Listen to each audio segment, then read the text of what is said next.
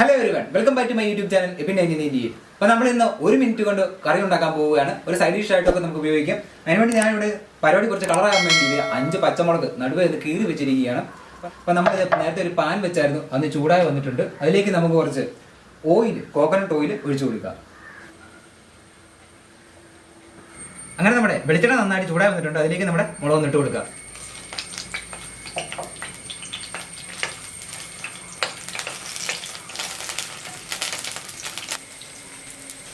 അങ്ങനെ നമ്മുടെ മുളകിന്റെ പച്ചച്ചവ മാറിയിട്ട് ഒരു ബ്രൗൺ കളർ ആയിട്ടുണ്ട്. അതിലേക്ക് നമുക്ക് ഇനി കുറച്ച് ഉപ്പ് ചേർത്ത് കൊടുക്കണം.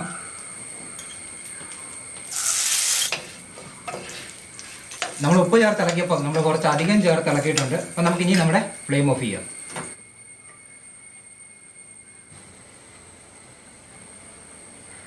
അപ്പോൾ നിങ്ങൾക്ക് എല്ലാവർക്കും എൻ്റെ ഇന്നത്തെ ഒരു സ്പെഷ്യൽ വീഡിയോ ഇഷ്ടപ്പെട്ടെന്ന് വിശ്വസിക്കുന്നു.